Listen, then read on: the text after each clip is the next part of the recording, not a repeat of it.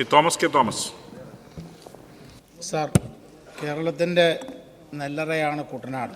പക്ഷേ ഞങ്ങളെ സംബന്ധിച്ച് ഒരു വ്യവസായവുമില്ലാത്തൊരു സ്ഥലമാണ്. 100 ദിന പരിപാടിയിൽ, കർമ്മ പരിപാടിയിൽ rice mill, Thakazhi rice mill എന്ന് പറയുന്നൊരു സംവിധാനം ഉണ്ടായിരുന്നു. അതിനെക്കുറിച്ച് ഒരു കേട്ടുകേൾവിയും ഇപ്പോൾ ഇല്ല. അത് അടിയന്തരമായിട്ട് ആ 100 ദിന കർമ്മ പദ്ധതിയിൽ ഉൾപ്പെടുത്തി റൈസ് മില്ല് ഞങ്ങൾക്കൊന്ന് ശരിയാക്കി തരുവാൻ അങ്ങയുടെ അടിയന്തരമായൊരു ഇടപെടൽ വേണം. ഇതാണ് എൻ്റെ ചോദ്യം.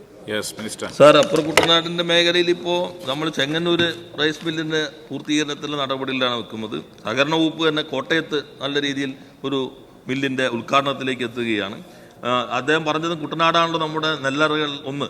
അവിടെയും ഇത്തരം കാര്യങ്ങൾ അടുത്ത ഘട്ടം വരുമ്പോൾ നമുക്ക് പരിശോധിക്കാം, സാധ്യതകൾ പരിശോധിക്കാം.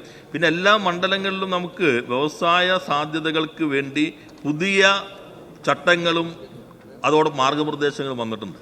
സ്വകാര്യ വ്യവസായ പാർക്കുകൾ, ഒരു വർഷത്തിനുള്ളിൽ നമുക്ക് കേരളത്തിൽ 30 സ്വകാര്യ വ്യവസായ പാർക്കുകൾക്ക് ഈ ഗവൺമെൻറ് അനുമതി നൽകി കഴിഞ്ഞിട്ടുണ്ട്. 30 എണ്ണം. അതെല്ലാ മണ്ഡലങ്ങളിലും നമുക്ക് ഉപയോഗിക്കാൻ കഴിയും.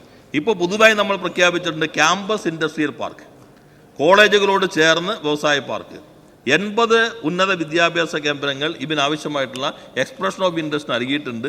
ചില സ്ഥാപനങ്ങൾ ഇപ്പോൾ ഓൺലൈനിൽ അപേക്ഷകൾ സബ്മിറ്റ് ചെയ്തിട്ടുണ്ട്. അപ്പോൾ എല്ലാ MLA-മാരും അവരവരുടെ മണ്ഡലത്തിലുള്ള ഉന്നത വിദ്യാഭ്യാസ കേന്ദ്രങ്ങളെയും ഇതുമായി കണ്ണിചേർക്കാം. സ്വകാര്യ സംരംഭകരുടെ എസ്റ്റേറ്റിനാവശ്യമായി പിന്തുണ നൽകാം. ഇതെല്ലാം ചേരുമ്പോൾ എല്ലാ മണ്ഡലങ്ങളും നമുക്ക് വ്യവസായമായി മുന്നേറ്റത്തിലേക്ക് എത്തിക്കാൻ കഴിയും.